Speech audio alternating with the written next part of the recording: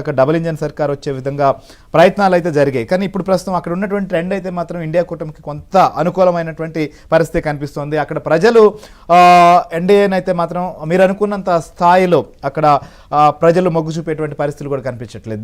దీన్ని ఎలా చూడాలి మరి? నిజంగా మొత్తం దేశవ్యాప్తంగా లేదా మోడీ గారి పైన విశ్వాసం లేకపోతే భారతీయ జనతా పార్టీ పట్ల విశ్వాసం ఉంటే జార్ఖండ్లో కూడా ఆ పరిస్థితి కనిపించాలి కదా? ఖచ్చితంగా జార్ఖండ్ లో కూడా భారతీయ జనతా పార్టీ అక్కడ మహారాష్ట్ర లాగే అక్కడ కూడా రీజనల్ పార్టీలు స్ట్రాంగ్ గా ఉన్నప్పటికీ కూడా కాంగ్రెస్ పార్టీ అన్ని విధాలుగాను అక్కడ కాంప్రమైజ్ అయ్యి అనేక కాంప్రమైజ్ అవి అక్కడ ఎలక్షన్ పోటీ చేసింది సూర్యన్ తో పాటుగా. అదేవిధంగా జార్ఖండ్ ప్రజలు ఎవరికి అంటే బీజేపీ అధికారంలో ఉన్నప్పుడు అంతకుముందు కాంగ్రెస్ అధికారంలో ఉన్నప్పుడు తప్పించి ఎప్పుడు కూడా అక్కడ ఎవరు ముఖ్యమంత్రులు అవుతున్నప్పటికీ కూడా ఎక్సెప్ట్ బీజేపీ వాళ్ళ అవినీతి మన కోపంలో కూరుకుపోతూ ఉన్నారు. వాళ్ళు ఆల్మోస్ట్ అందరూ అరెస్ట్ అవుతున్నారు. ఇప్పుడంటే బీజేపీ ఉంది, అంతకుముందు కూడా గతంలో కూడా మధు కూడా ముఖ్యమంత్రిగా ఉన్నాడు, జైలుకి వెళ్ళాడు. అంతకుముందు సోరెన్ తండ్రి ఉన్నాడు, అతను కూడా జైలుకి వెళ్ళాడు.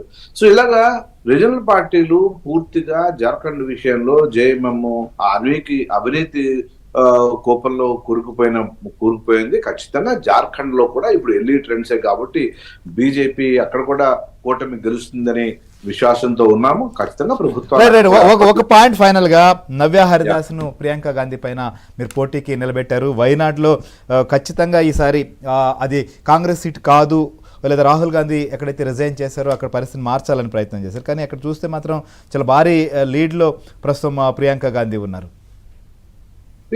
కేరళలో భారతీయ జనతా పార్టీ అనేక సంవత్సరాలుగా అక్కడ రాజకీయం ఏది అడుగు పెట్టాలని చూస్తూ ఉంది. ఫస్ట్ టైం గతంలో ఒక ఎమ్మెల్యే గెలిచాం, ఇప్పుడు మనం ఎంపీ గెలిచాం. అత్యధిక మెజారిటీలతో మనం బీజేపీ అక్కడ బోణి చేసింది ఎంపీ స్థానాన్ని. ఇప్పుడు మంచి పోటీ ఇచ్చి ఖచ్చితంగా ఒక ప్రజలలో కేవలము యూడిఎఫ్ ఎల్డిఎఫ్ కాకుండా బీజేపీ అక్కడ కేరళలో భవిష్యత్తులో ఇప్పుడు ఓడిపోవచ్చు, కానీ భవిష్యత్తు రాజకీయాల్లో కేరళలో ఇది నాంది అవుతుంది. ఖచ్చితంగా 2024 ఎన్నికల నుంచి అంతకుముందు అసెంబ్లీ ఎన్నికలు గతంలో లాస్ట్ ఇయర్ ఎన్నికల అసెంబ్లీ ఎలక్షన్స్ కానీ బీజేపీ ఓటు శాతం గణనీయంగా పెరిగింది. ఇప్పుడు కూడా మేము ఓడిపోయినా కానీ ఆ ఓటు శాతాన్ని విపరీతంగా పెంచుకుని ప్రజలకి ఇంకా దగ్గర అవుతున్నాం కేరళలో.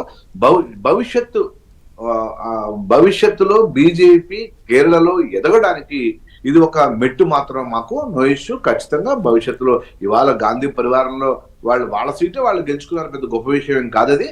సరే, ప్రియాంక ఇప్పటి నుంచి లాంచ్ చేద్దాం అనుకుంటున్నారు. ఈ విధంగా వాళ్ళు లాంచ్ చేశారు. కుటుంబ వారసత్వ రాజకీయాలకి మరొకసారి మేము పెద్దపీట వేస్తామని కాంగ్రెస్ పార్టీ మరోసారి నిరూపిస్తుంది. రైట్, చూద్దాం సార్. మీరు అన్నట్లుగా వారసత్వ రాజకీయాలకు అవకాశం ఉందా ఏంటి? ఇందాక అవినీతి వారసత్వ రాజకీయాలు రెండింటి గురించి వారు ప్రస్తావించారు. ఈ 2 ఎలక్షన్లో అది వారు మాట్లాడిన మాటలు వాళ్ళ పార్టీకి ఏమాత్రం రిఫ్లెక్ట్ అవుతుందో చూద్దాం. అజిత్ పవార్ శరద్ పవార్ వారసత్వం నుంచి వచ్చినోడే. అండ్ జైనే ముందు రోజు వరకు కూడా అత్యంత హౌసింగ్ స్కామ్ లో అత్యంత అవినీతి పరుడని విమర్శలు చేసిన వాళ్ళే బీజేపీలో లేరు. అదే బీజేపీ అలయన్స్ లోనే ఉన్నాడు. అందుకే ఇంకొక మాట చెప్పిండు, అక్కడ చీఫ్ మినిస్టర్ గా చేసిన వాళ్ళంతా కూడా అవినీతి ఆరోపణలో కూరుకుపోయిన వాళ్ళని జార్ఖండ్ మాజీ ముఖ్యమంత్రులను ఉద్దేశించి మాట్లాడారు. నిజంగానే అవినీతి ఆరోపణలు ఇరుక్కుపోయిన మధు కూడా ఇలా వాళ్ళ పార్టీలో ఉన్నాడు కదా, సో బీజేపీలో ఉన్నాడు కదా. మీరు ఎవరి గురించి మాట్లాడుతుండ్రు? వారి కొడుకు రాజకీయాలను జార్ఖండ్ లో ఎవరు ప్రమోట్ చేస్తారు? ఇప్పుడు అవినీతి చేసిన మధు కూడా ఉన్నది బీజేపీలోనే, అవినీతి చేసిన అజిత్ పవార్ జతగట్టింది బీజేపీతోనే. అవినీతి పరులు వారసత్వ పరులంతా మీ దగ్గర పెట్టుకొని పక్కోల మీద విమర్శలు చేస్తే ప్రజలు చూద్దాం సార్. ఇదొక అంశం. అవినీతి పరులు లేదా అవినీతి పరులను ఎవరు ప్రోత్సహిస్తున్నారు, స్కాములు చేసే వాళ్ళకి ఎవరు దానికి వ్యతిరేకంగా ఓటేస్తారంటే డెఫినెట్లీ మీకు వ్యతిరేకంగానే ఓటేయాలంటున్నారు. అజిత్ పవార్ కూడా ఆధిక్యంలో ఉన్నారు. బారామతిలో 8,548 ఓట్ల ఆధిక్యంలో అయితే మాత్రం ఆయన కొనసాగుతున్నటువంటి పరిస్థితి. సో చూద్దాం. ఇప్పుడు ట్రెండ్స్ ప్రస్తుతం ఎప్పటికప్పుడు మారుతున్నాయి. జార్ఖండ్లో అయితే మాత్రం చాలా క్లియర్గా నువ్వా నేనా అనేటువంటి పరిస్థితి మాత్రం మనకు కనిపిస్తుంది. మహారాష్ట్రలో అయితే మాత్రం ప్రస్తుతం ఉన్న పరిస్థితి అయితే భారతీయ జనతా పార్టీ సంబంధించిన కూటమి కొంత అనుకూలంగా మాత్రమే ఉంది. ఇక అప్డేట్స్ చూసే ముందు ఒక చిన్న బ్రేక్ తీసుకుందాం.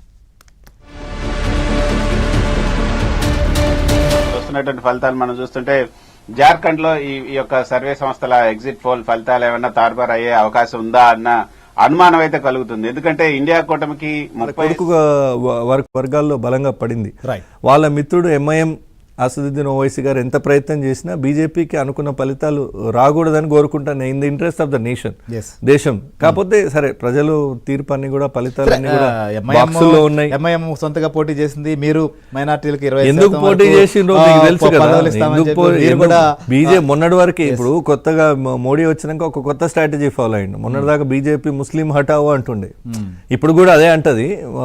కొన్నిసార్లు టోపీలు పెట్టినా వాళ్ళని ఎత్తిన టోపీ పెట్టాలని చూస్తారు, అది విషయం వాళ్ళకి బాగా తెలుసు.